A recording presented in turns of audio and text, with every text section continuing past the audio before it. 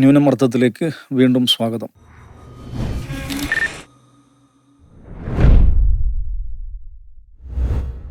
നമ്മൾ ഒരു യുദ്ധകാലത്തിലൂടെയാണ് കടന്നു പോകുന്നത്.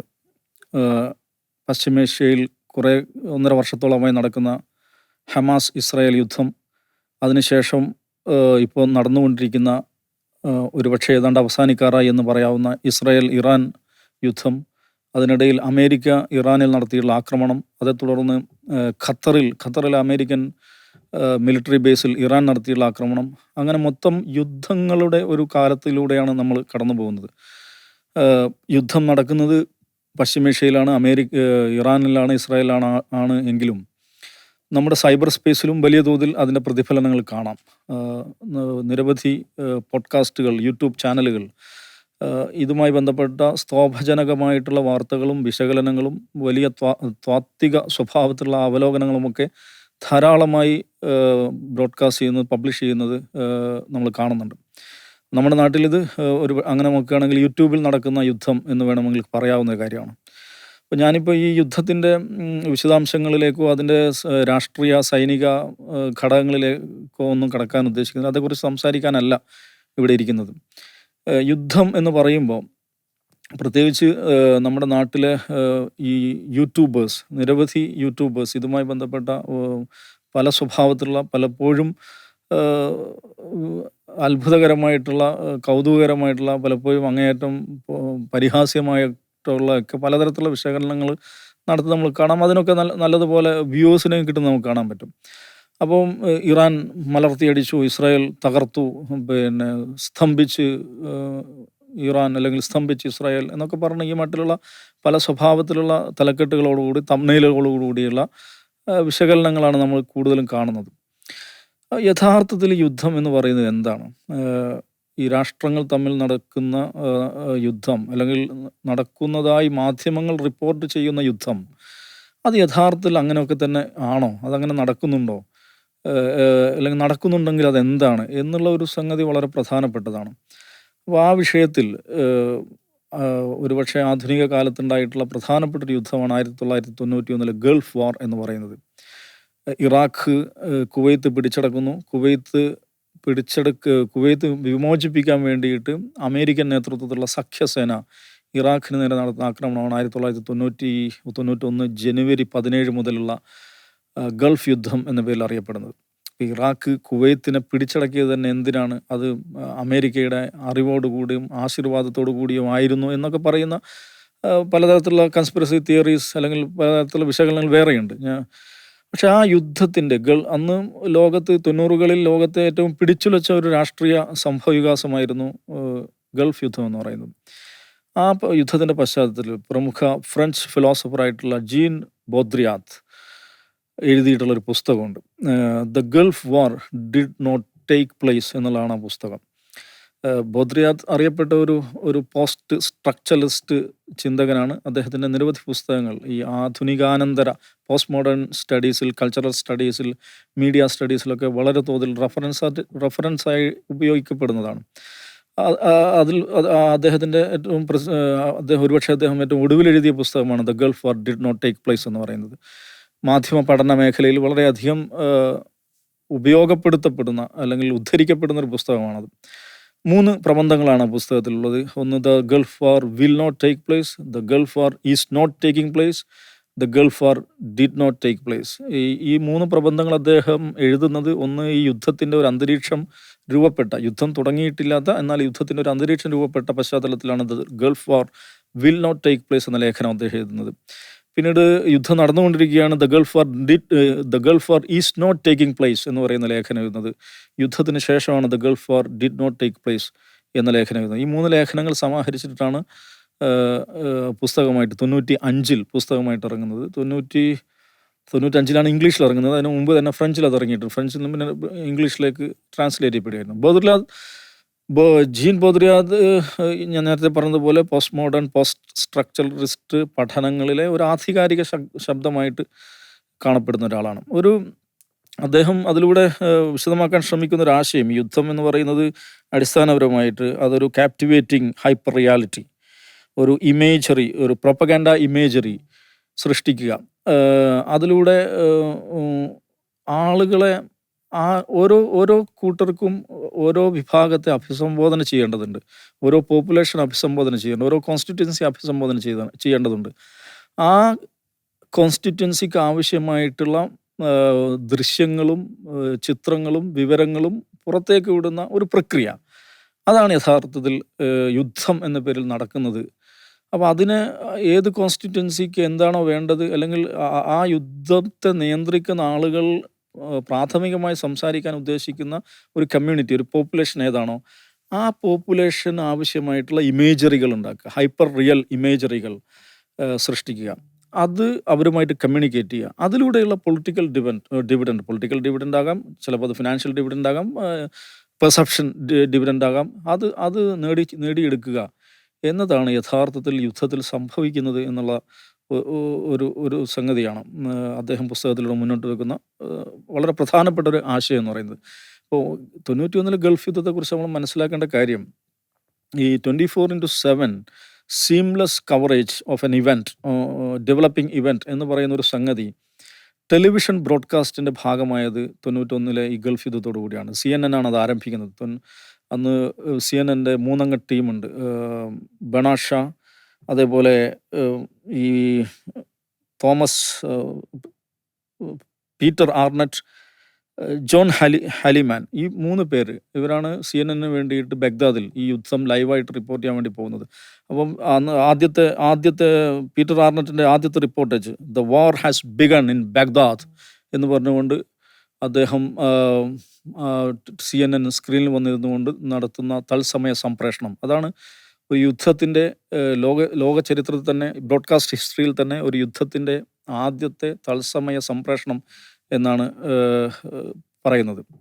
അപ്പോൾ അത് ഗൾഫ് യുദ്ധം ഈ പറഞ്ഞ പോലെ ഒരു രാഷ്ട്രീയ മേഖലയിൽ മാത്രമല്ല, ബ്രോഡ്കാസ്റ്റ് അല്ലെങ്കിൽ മാധ്യമ സംസ്കാരത്തിൻ്റെ ലൈവ് മീഡിയ കവറേജിൻ്റെ ഒക്കെ ഹിസ്റ്ററിയിൽ വളരെയധികം രേഖപ്പെടുത്തപ്പെട്ടൊരു സംഭവമാണ്. അപ്പോൾ ഞാൻ പറഞ്ഞു വെച്ചാൽ അതിൽ ബൗദ്ധികനാഥ് അദ്ദേഹത്തിൻ്റെ പുസ്തകത്തിൽ പറയുന്ന കാര്യമുണ്ട്. അതിൽ പറഞ്ഞിട്ടുള്ള ആ യുദ്ധവുമായി ബന്ധപ്പെട്ട് പുറത്തു വന്നിട്ടുള്ള വിവരങ്ങൾ, ദൃശ്യങ്ങൾ അല്ലെങ്കിൽ വാർത്തകൾ എന്ന് പറയുന്ന കാര്യങ്ങളെല്ലാം ഒന്നും സംഭവിച്ചതല്ല. അങ്ങനെ സംഭവിക്കാനും പോകുന്നില്ല. അപ്പോൾ അത് ഈ പറഞ്ഞ പോലെ ഒരു കൊറിയോഗ്രാഫ്ഡ് ആയിട്ടുള്ള ഒരു പ്രൊപ്പഗാൻഡയാണ് യുദ്ധം എന്ന് പറയുന്നത്. അപ്പോൾ അത് അടിസ്ഥാനപരമായി മനസ്സിലാക്കാതെ ഈ പറയുന്ന യൂട്യൂബ് തംബ്നെയിലുകൾ സൃഷ്ടിക്കുന്ന ഒരു യുദ്ധ പ്രതീതി, അല്ലെങ്കിൽ അവർ തരുന്ന ഒരു വിവരങ്ങൾ, അവർ പറയുന്ന കാര്യങ്ങൾ, അത് വെച്ച് നമ്മൾ കാര്യങ്ങൾ മനസ്സിലാക്കാൻ ശ്രമിച്ചാൽ വലിയ കുഴപ്പത്തിലായിരിക്കും പോയി ചാടുക. അപ്പോൾ അതിൽ പ്രധാനപ്പെട്ടൊരു കാര്യം, ഈ ഒരു യുദ്ധം ചെയ്യുന്ന 2 രാജ്യങ്ങൾ അത് പിന്നെ ഭയങ്കരമായ ശത്രുതയിൽ നിന്നുകൊണ്ട് ഇങ്ങനെ നമ്മളെ ഈ ഷാജി കൈലാസ് സിനിമയിലൊക്കെ ഉള്ള മാതിരി ഇങ്ങനെ പരസ്പരം ഇടിച്ചുകൊണ്ടിരിക്കുന്ന 2 വിഭാഗമാണ് യുദ്ധത്തിൽ പങ്കാളികളാകുന്ന 2 രാജ്യങ്ങൾ, അല്ലെങ്കിൽ അതിൻ്റെ പ്രസിഡന്റുമാർ എന്നൊന്നും കരുതാൻ പറ്റില്ല. അവർ പുറമേക്ക് യുദ്ധം നടക്കുമ്പോഴും പല സ്വഭാവത്തിലുള്ള ഈ ബാക്ക് ഡോർ ഡിപ്ലോമസികൾ വലിയ തോതിൽ നടക്കുന്നുണ്ട്. ഡിപ്ലോമസി എന്ന് പറയുന്ന ഡിപ്ലോമസി ഒരു പക്ഷേ ഈ ഐസ്ബർഗിന് മാതിരിയാണ്. പുറമേക്ക് കാണുന്നത് വളരെ കുറച്ച് മാത്രമായിരിക്കും. ബാക്ക് ഡോർ ഡിപ്ലോമസി എന്ന് പറയുന്നതാണ് ഏറ്റവും അധികം നടക്കുക. ഇപ്പോൾ അതിൻ്റെ ഏറ്റവും ഒടുവിലത്തെ ദോഹയിൽ നടന്നിട്ടുള്ള അൽ ഉദൈദ് ബേസിലേക്ക് ഇറാൻ നടത്തിയിട്ടുള്ള ആക്രമണം, അതൊന്ന് ശ്രദ്ധിച്ചു നോക്കൂ. വൈകുന്നേരം ഈ ഖത്തറിൻ്റെ ഭാഗത്ത് നിന്ന് അറിയിപ്പ് വരികയാണ്, നിർദ്ദേശം വരികയാണ് അവരുടെ എയർ സ്പേസ് അടക്കുന്നതായിട്ട്. എന്തിനാണ് അവർ എയർ സ്പേസ് അടക്കുന്നത്? നോക്കൂ, വിത്തിൻ അവേഴ്സ്, മണിക്കൂറുകൾക്ക് ശേഷം അൽ ഉദൈദ് ബേസിലേക്ക് ഇറാൻ്റെ മിസൈലുകൾ വരും എന്ന വിവരം അവർക്ക് ലഭിച്ചതുകൊണ്ടാണ്. എങ്ങനെയാണ് ആ വിവരം ലഭിക്കുന്നത്? ഈ ഇറാന് അതിന് മാത്രം വലിയ ഇൻ്റലിജൻസ്, ഖത്തറിന് അതിന് മാത്രം വലിയ ഇൻ്റലിജൻസ്, ഇറാനിലെ ഒരു മിലിറ്ററി മൂവ്മെൻറ്റ്, അവരുടെ മിസൈൽ മൂവ്മെൻറ്റ് അത് മനസ്സിലാക്കാനുള്ള വലിയ ഇൻ്റലിജൻസ് ഒന്നുമില്ല. അത് ഇറാൻ തന്നെ അറിയിക്കുന്നതാണ്. അപ്പം അതെന്താണ്? അപ്പോൾ ഇറാൻ ഖത്തറിനെ അറിയിച്ചു കഴിഞ്ഞാൽ സ്വാഭാവികമായിട്ടും ഖത്തർ അത് അമേരിക്കയെ അറിയിക്കും. ആവശ്യമുള്ള പ്രിക്കോഷൻസ്, എടുക്കേണ്ട നടപടികളെല്ലാം അവരെടുക്കുന്നു. അപ്പം ഈ ഇറാൻ മിസൈലുകൾ വരുന്നു, അത് അവിടെ വന്ന് എവിടെയൊക്കെ ആയിട്ട് പൊട്ടുന്നു, ഒരാൾക്ക് പോലും പരിക്ക് പറ്റുന്നില്ല. പക്ഷേ സംഭവം നടന്നു. അപ്പോൾ എന്തിനാണ് നടന്നതെന്ന് ചോദിച്ചാൽ, ഇറാനെ സംബന്ധിച്ചിടത്തോളം അങ്ങനെ ഒരു ആക്രമണം നടത്തുക എന്നുള്ളത് അവരെ സംബന്ധിച്ചിടത്തോളം പൊളിറ്റിക്കൽ ചില ആവശ്യങ്ങളുണ്ടായിരുന്നു. അത് ഖത്തറിന് നേർക്കാണ്, ഖത്തറിൽ ഒരു ബേസിലേക്കാണ് നടത്തുന്നത്. ഖത്തർ എന്ന് പറയുന്നത് ഇറാൻ്റെ വളരെ അടുത്ത സുഹൃത്ത് രാജ്യമാണ്. അവർ ജോയിൻ്റ് ആയിട്ട് ഓയിൽ ഫീൽഡ് പോലും മാനേജ് ചെയ്യുന്ന ആളുകളാണ്. പക്ഷേ എന്നിട്ടും ഇറാനിലുള്ള ബേസിലേക്ക് അവർ ആക്രമണം നടത്തുന്നു. ഖത്തറിലെ ബേസിലേക്ക് ആക്രമണം നടത്തുന്നു. ഖത്തറിനെ നേരത്തെ അറിയിക്കുന്നു. ഇതെന്ത് പരിപാടിയെന്ന് നമ്മൾ ആലോചിച്ച് നോക്കിയാൽ നമുക്ക് എത്തും പിടിയും കിട്ടില്ല. പക്ഷേ അത് ബാക്ക് ഡോർ ഡിപ്ലോമസിയിലൂടെ ഇറാനും ഖത്തറും തമ്മിൽ ചില ധാരണയിലെത്തിയ ശേഷമാണ് ഈ ആക്രമണം നടക്കുന്നത്. അത് എന്തിനാണ് ഇറാൻ അതിൻ്റെ വിശദാംശങ്ങളിലേക്ക് ഞാൻ പോകുന്നില്ല. എന്തിനാണ് അത് ഇറാൻ നടത്തിയതെന്ന് വെച്ചാൽ അവരെ സംബന്ധിച്ചിടത്തോളം നേരത്തെ നടന്നിട്ടുള്ള അവരുടെ പിന്നെ ന്യൂക്ലിയർ സൈറ്റുകളിൽ നടന്നിട്ടുള്ള അമേരിക്കൻ ആക്രമണം അതിന് മറുപടി കൊടുത്തിരിക്കുന്നു. ഞങ്ങളതിന് മറുപടി കൊടുത്തിരിക്കുന്നു എന്നൊരു മെസ്സേജ് അവരുടെ പോപ്പുലേഷനിലേക്ക് അവരുടെ നാട്ടുകാരോട് കൊടുക്കേണ്ടതുണ്ട്. അത് വളരെ പ്രധാനപ്പെട്ട ഒരു ആവശ്യമാണ് അവരെ സംബന്ധിച്ചിടത്തോളം. മറ്റൊരു പ്രധാനപ്പെട്ട ആവശ്യം ഗൾഫ് രാജ്യങ്ങൾക്കൊരു മെസ്സേജ് കൊടുക്കുക എന്നുള്ളതാണ്. നോക്കൂ, നിങ്ങൾ ഈ അമേരിക്കയുടെ ബേസുകൾ അവിടെ ഇവിടെയൊക്കെ ഇട്ട് അവരെ തെറ്റിപ്പറ്റിക്കൊണ്ടിരിക്കുകയാണ്. ഈ അമേരിക്ക ഞങ്ങളെ ആക്രമിക്കുകയാണ്. ഈ പരിപാടിയായിട്ട് പോയി കഴിഞ്ഞാൽ ഇത് അലമ്പാവും കേട്ടോ, നിങ്ങൾക്ക് തന്നെ ബുദ്ധിമുട്ടാകും എന്നൊരു സന്ദേശം ഗൾഫിലെ അമേരിക്കൻ ഹോസ്റ്റ് കൺട്രികൾക്ക് കൊടുക്കേണ്ടതുണ്ട്. അപ്പോൾ ആ 2 ലക്ഷ്യങ്ങൾ അവർ നേടിയെടുക്കുന്നു. പക്ഷേ അതേസമയം അതൊരു വലിയൊരു എസ്കലേഷനിലേക്ക് പോകുന്നില്ല. ഈ മിസൈൽ ഇട്ട ശേഷം തന്നെ അവരുടെ ഭാഗത്ത് നിന്ന് വരുന്ന ആദ്യത്തെ ഔദ്യോഗിക പ്രതികരണം, Qatar is our brotherly country, sisterly country and friendly country. ഞങ്ങൾക്ക് ഖത്തറുമായിട്ടൊരു പ്രശ്നമില്ല, ഖത്തറിലെ ജനങ്ങളുമായിട്ടൊരു പ്രശ്നമില്ല, അമേരിക്കയുടെ ബേസിലേക്കാണ് ഞങ്ങൾ വിട്ടിരിക്കുന്നത് എന്നുള്ളതാണ്. അപ്പോൾ അതിനേക്കാൾ വലിയ തമാശ എന്താണെന്ന് വെച്ചിട്ടുണ്ടെങ്കിൽ, അമേരിക്കൻ ബേസിലേക്കുള്ള ആക്രമണം നടന്നതിന് ശേഷം ട്രംപിൻ്റെ ഭാഗത്ത് നിന്നും അങ്ങനെ ഇറാനെതിരെ വലിയ ഗുരുതര സ്വഭാവത്തിലുള്ള ആരോപണങ്ങളോ വിമർശനങ്ങളോ ഉള്ള പ്രസ്താവനകൾ വരുന്നില്ല എന്നുള്ളതാണ്. അപ്പോൾ ഇതിൽ കാണേണ്ടത്, ഇറാൻ ഖത്തറിലെ അൽ ഉദൈദ് ബേസിലേക്ക് മിസൈൽ അയക്കുന്നത് ഇറാനിലെ ന്യൂക്ലിയർ സൈറ്റുകളിൽ അമേരിക്ക ആക്രമണം നടത്തിയതിനുള്ള പ്രതികാരം, അതിനുള്ളൊരു മറുപടി ആയിട്ടാണ്. പക്ഷേ കൗതുകരമായ കാര്യം എന്ന് വെച്ചിട്ടുണ്ടെങ്കിൽ, ഈ പറയുന്ന അമേരിക്കൻ ആക്രമണം, അമേരിക്ക അതിൻ്റെ ഈ സ്റ്റെൽത്ത് ബോംബർ ജെറ്റുകൾ ഉപയോഗിച്ച് ബങ്കർ ബസ്റ്റർ ബോംബുകൾ വഹിച്ച് അതുകൊണ്ടുപോയി ഇട്ടു എന്ന് പറയുന്നു 3 സൈറ്റുകളിൽ, 3 പ്രധാനപ്പെട്ട ന്യൂക്ലിയർ സൈറ്റുകളിൽ ഇത്രയും മാരക പ്രഹരശേഷിയുള്ള ബോംബുകൾ ഇട്ടിട്ടുണ്ടെങ്കിൽ സ്വാഭാവികമായും അതിൻ്റെ റേഡിയേഷൻ, ആണവ വികിരണം വലിയൊരു ജിയോഗ്രഫിയിൽ വലിയ തോതിൽ ഇമ്പാക്റ്റ് ചെയ്യേണ്ടതാണ്. അങ്ങനെ ഒരു പരിപാടി, അങ്ങനെ ഒരു സംഭവമേ ഉണ്ടായിട്ടില്ലെന്നാണ് എല്ലാവരും, ഇറാൻ പറയുന്നു, ഇറാൻ്റെ അയൽരാജ്യങ്ങൾ പറയുന്നു, അന്താരാഷ്ട്ര ആണവ വിദഗ്ധർ പറയുന്നു. അപ്പോൾ യഥാർത്ഥത്തിൽ അമേരിക്ക എന്താണ് ചെയ്തത്? അതാണ് ഈ ആക്രമണം ഉണ്ടായതിന് യഥാർത്ഥത്തിൽ ജീൻ ബോദ്രിയാദ് പറഞ്ഞതുപോലെ യഥാർത്ഥത്തിൽ ഇത് ഉണ്ടായിട്ടുണ്ടെങ്കിൽ അതെങ്ങനെയാണ്, നമ്മുടെ മാധ്യമങ്ങളിൽ വരുന്നത് പോലെയാണോ എന്നൊരു ചോദ്യം വരുന്നത്. അപ്പോൾ അതിൽ നമ്മൾ കാണേണ്ട ഒരു കാര്യമുണ്ട്. അർദ്ധരാത്രിയാണ് ഇറാനിൽ ഈ ആക്രമണം നടക്കുന്നത്. ഈ ആക്രമണം നടന്നതിന് ശേഷം വളരെ പെട്ടെന്ന് തന്നെ അമേരിക്ക ഈ ആക്രമണത്തെക്കുറിച്ച് ഡൊണാൾഡ് ട്രംപ് അദ്ദേഹത്തിൻ്റെ ട്രൂത്ത് സോഷ്യൽ അക്കൗണ്ടിലൂടെ ഈ ആക്രമണത്തെക്കുറിച്ച് ലോകത്തെ അറിയിക്കുന്ന അതേ സമയം തന്നെ ഇറാനിയൻ ഫോറിൻ മിനിസ്റ്ററും ഇത് ലോകത്തെ അറിയിക്കുന്നുണ്ട്. അബ്ബാസ് അരിഗാച്ചി ഇങ്ങനെ ഒരു സംഭവം നടന്നതായിട്ട് ലോകത്തെ അറിയിക്കുന്നുണ്ട്. അപ്പോൾ എന്താണ് ഇതിൻ്റെ കാര്യം? ഇത് ഇറാൻ നേരത്തെ അറിഞ്ഞിരുന്നു എന്നാണ് അതേക്കുറിച്ച് നിരവധി മാധ്യമങ്ങൾ റിപ്പോർട്ട് ചെയ്യുന്നത്. അതിൽ നമ്മൾ കാണേണ്ട ഒരു കാര്യം, ആ വാർത്ത ഇറാൻ ഇത് നേരത്തെ അറിഞ്ഞിരുന്നു മാത്രമല്ല, ഈ സൈറ്റുകളിലുള്ള അവരുടെ ന്യൂക്ലിയർ അസറ്റ്സ് അവർ വളരെ സുരക്ഷിതമായി റീലൊക്കേറ്റ് ചെയ്തു, സേഫർ പ്ലേസ് സ്ഥലങ്ങളിലേക്ക് റീലൊക്കേറ്റ് ചെയ്തു. അതുകൊണ്ടാണ് ഈ പറയുന്ന ആണവ വികിരണമൊന്നും ഉണ്ടാകാതിരുന്നത്. ഇത് ഏറ്റവും ആദ്യം റിപ്പോർട്ട് ചെയ്യുന്നത് ഒരു ടർക്കിഷ് മീഡിയകളാണ്. ടർക്കിഷ് പ്രസിഡന്റ് എർദോഗാനും ട്രംപും തമ്മിൽ വളരെ വ്യക്തിപരമായ അടുപ്പമുള്ള ആളുകളാണെന്ന് കൂടെ നമ്മൾ മനസ്സിലാക്കണം. അപ്പോൾ വളരെ സീരിയസ് ആൻഡ് കോൺഫിഡൻഷ്യൽ ഇൻ്റർലൊക്യൂട്ടേഴ്സ് വഴി ഇറാനെ ഇതേക്കുറിച്ച് നേരത്തെ തന്നെ അറിയിച്ചിരുന്നെന്നാണ് പറയുന്നത്. ഇതിൽ രസകരമായ ഒരു കാര്യം എന്താണെന്ന് വെച്ചിട്ടുണ്ടെങ്കിൽ, ഖത്തറിലെ അമേരിക്കൻ ബേസിന് നേരെ ഇറാൻ ആക്രമണം നടത്തിയതിന് ശേഷം ട്രംപിൻ്റെ ഭാഗത്തു നിന്നുണ്ടായിട്ടുള്ള ആദ്യ പ്രതികരണം, അദ്ദേഹത്തിൻ്റെ ട്രൂത്ത് സോഷ്യൽ വന്നുള്ള ആദ്യ പ്രതികരണം ഇതേക്കുറിച്ചൊന്നുമല്ല. ഇറാനിൽ താൻ നടത്തിയ ആക്രമണം അതിലൊരു കാര്യമൊന്നും ഉണ്ടായിട്ടില്ല, ഇത് ഡെസ്ട്രോയ് ചെയ്യാൻ, ഇത് ആണവശേഷി, ഇറാൻ്റെ ആണവശേഷി തകർക്കാനൊന്നും പറ്റിയില്ല എന്നൊക്കെ പറഞ്ഞ് ഇവിടെ ചില ഫേക്ക് മീഡിയകൾ വാർത്തകൾ കൊടുക്കുന്നുണ്ട്. അവന്മാരെയൊന്നും വിശ്വസിക്കേണ്ട കേട്ടോ എന്നാണ് ട്രംപ് ആദ്യമായിട്ട് പ്രതികരിക്കുന്നത്. അപ്പം നോക്കൂ, ഈ പറയുന്ന ഇത്രയും വലിയ ആക്രമണങ്ങൾ അമേരിക്കൻ